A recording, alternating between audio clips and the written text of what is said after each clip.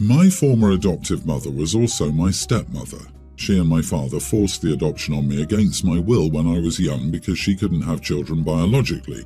My mom was dead and they felt like she deserved the official mother title and a place on my birth certificate. I never wanted it and begged them not to, but I was ignored. It's been 2 years between my mom passing and Dad remarrying and the adoption. They even lied and said Dad was sick to push the judge's hand because apparently with me saying no, they needed something that would make a judge think it would be in my best interest. So they pretended Dad was worried something would get worse and the judge decided it was safer for me. I never forgave them. I went no contact 7 months ago when I turned 18. I asked my maternal grandparents to adult adopt me to erase the original adoption. My stepmother is English and ever since I knew her, she celebrated both UK Mother's Day and our Mother's Day. And then, around midnight last night, I made a Facebook post thanking my grandma for adopting me and being a great mom. I don't even celebrate the UK's Mother's Day, but Dad's parents reminded me about it and said I should post something, knowing she would see. They weren't thinking of announcing the adoption thing, but that's what I did. I woke up an hour ago and my former stepmom saw it, thanks to other family members being friends with both of us on Facebook.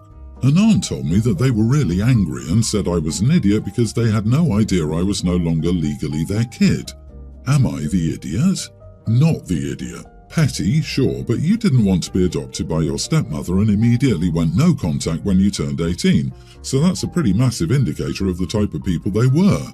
But really, what did they expect to happen? Forcing a bond onto a child, and against the child's wishes.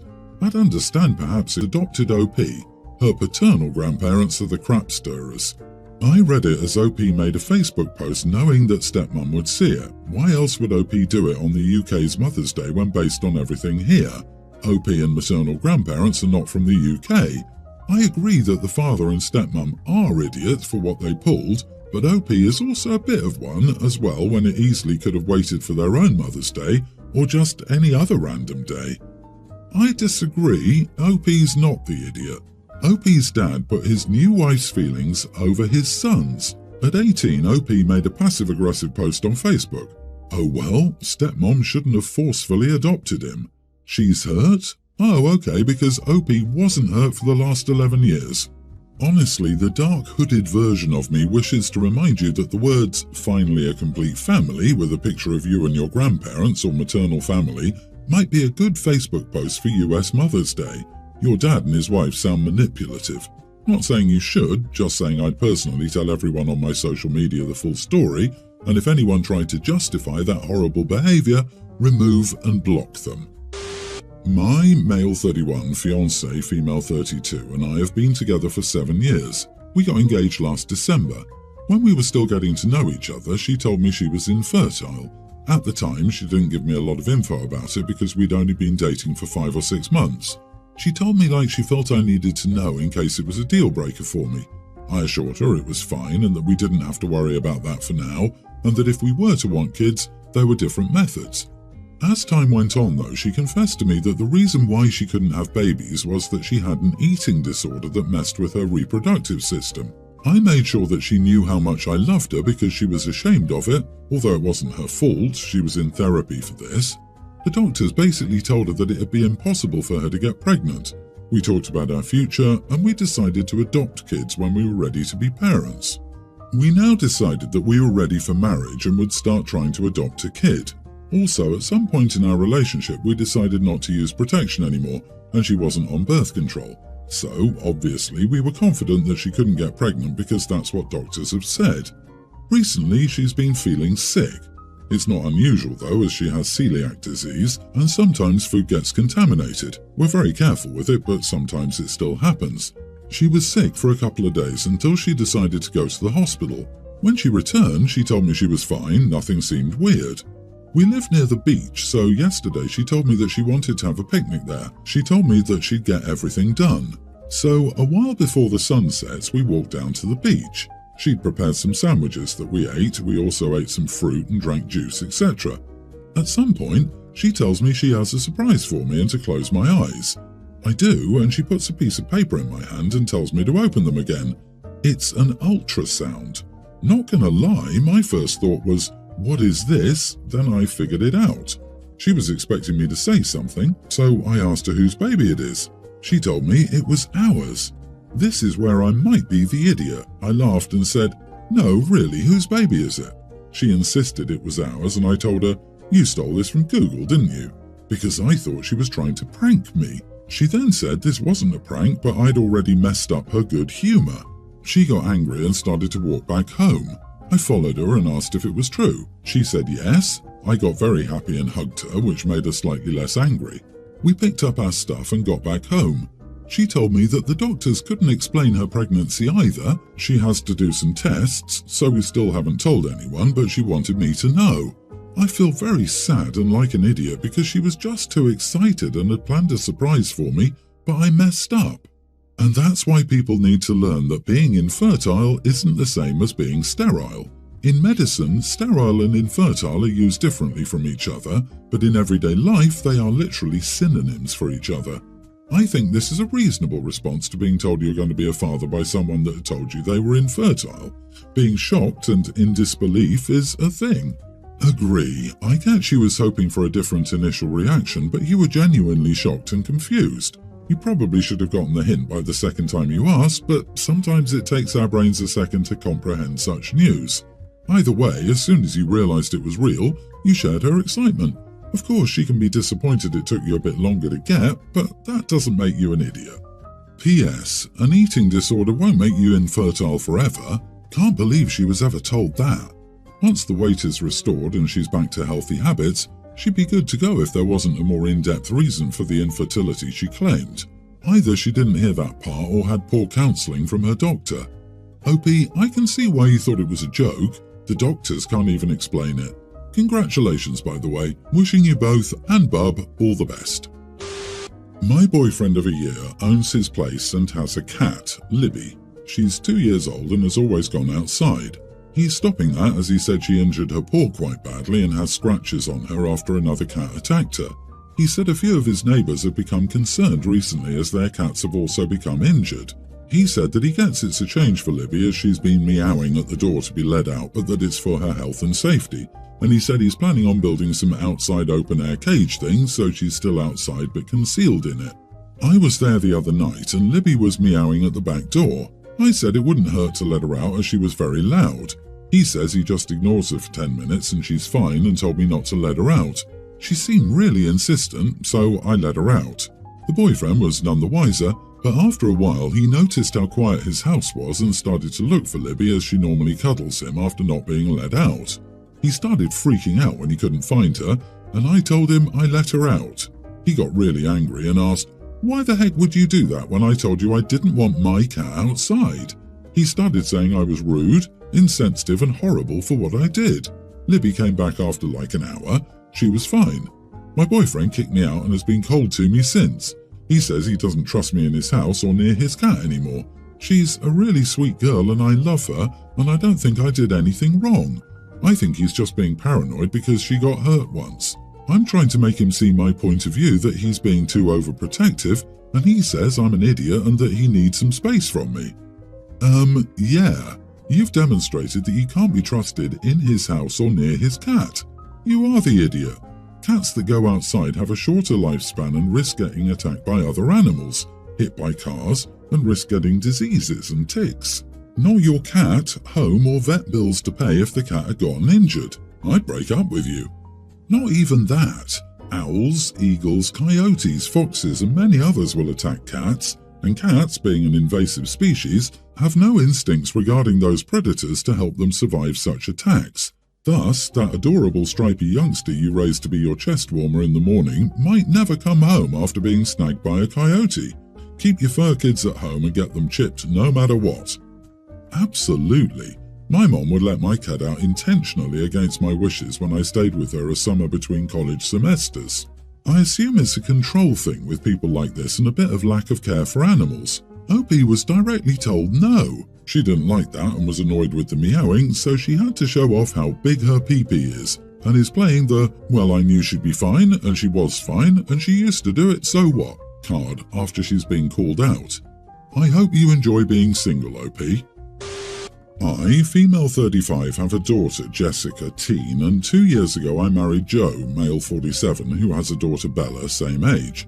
Joe and Jessica have always gotten along well, and I presume Jessica and Bella would also bond as they're the same age and Jessica has always wanted a sister, and I thought they did get along. At home, they were always nice to each other, shared stuff, and seemed to have fun. Recently, I got a call from their school stating that Bella was crying in the office. Before I could ask her why, they told me that Jessica was bullying her for being ugly and unfashionable.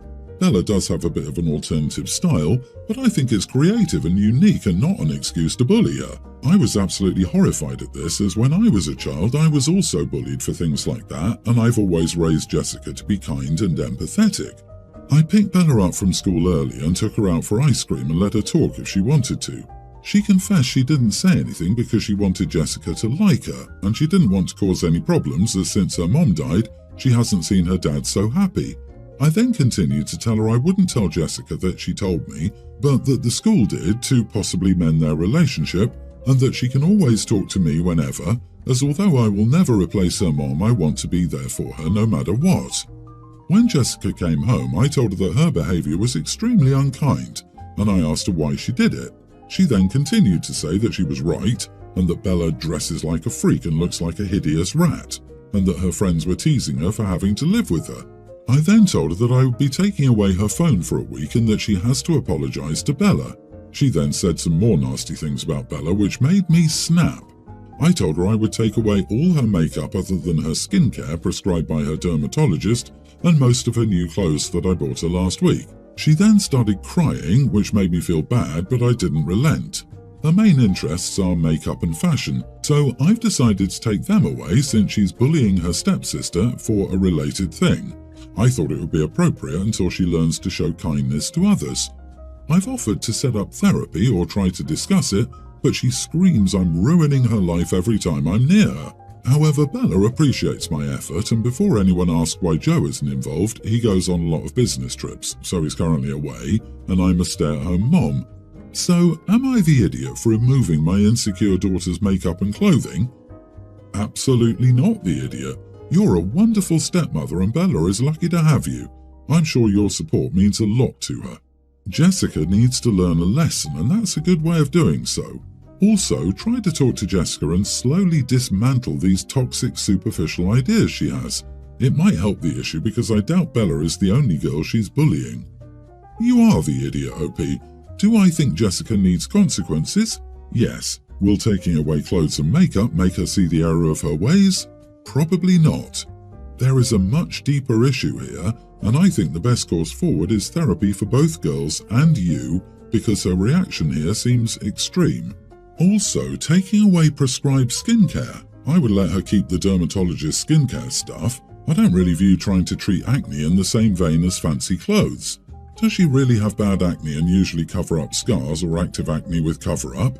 If her scarring and skin is really bad, it could be too cruel to take that away. I mean, what she did is awful, but the cover-up foundation would be an exception if she really needs it. OP, did you just leave it up to chance to see if the girls would get along? Married quickly and moved in together without much preparation? Jessica sounds like she needs some help. It's hard to measure up to the perfect sweet stepdaughter, and she's probably struggling with having bad acne, and your attention is diverted to two other people, and she's coming up a distant third, so she has to play nice to Bella to gain your approval and attention? You are the idiot, and your husband needs to be home more often so he can parent his daughter and you can repair your relationship with your own child. I am a very good driver. I take safety as my #1 priority and do my best to protect myself and my friends when I'm behind the wheel. I've had people say I'm strict when it comes to me driving, but I just think it's better to be that way. I've only been in one accident and it was because some chick rear-ended me while she was texting. My friend is on the complete opposite side of the spectrum. She's such a bad driver I don't feel comfortable getting in a car with her behind the wheel. She breaks the rules, is incredibly aggressive, and goes 20 over. She's just awful. She had been in 3 accidents even though she's only had her license for about 6 years, all of which were her fault due to distracted driving. Most recently, she got into an accident when she ran into someone else because she was texting while driving. Her car is now in the shop, so I'm driving her places. She recently developed a habit of being a backseat driver, and she gives the worst advice. She told me to slam on the gas to make a yellow light, told me to get over into another lane seconds before someone comes speeding up on that side, and constantly advised me to go way faster than the flow of traffic, and it's damn annoying. Yesterday I was taking her to class and she made us late. She tried to tell me to just run stop signs and red lights to make it on time, and I told her multiple times I wouldn't. She said we would have already been there if she'd been behind the wheel. I told her there was no guarantee we would have made it there alive, given her track record. I said that she'd caused multiple accidents and that she might think twice before telling me how to drive. She was very upset by this, and we argued the rest of the drive. She said I was such an idiot for no reason and that she would be returning to her place. Am I the idiot? Info, was she the one who rear-ended you while texting? Seriously though, she's learned absolutely nothing from her experiences and will continue to be a danger to herself and others. So maybe a reality check from someone she cares about will do her some good. You are not the idiot, but you can always ask her, can you remind me again why we're in this situation, me being the driver and you being the passenger? Or just stop giving her rides. When I'm doing a favour for someone and they start complaining about how I'm doing that favour, the favour ends. OP, you ought not to continue chauffeuring her. She seems likely to continue hectoring you until your car is in the shop too. There may be a 2-for-1 offer of which she plans to take advantage. You've been doing her many favours by driving her to and fro, and she's responded with abuse and invective. She's not entitled to your assistance. Friends don't treat each other this way. Why are you putting up with this? She's not a good friend to you. She's not friendship material. You're putting way more effort in than you're getting out. Stop driving her.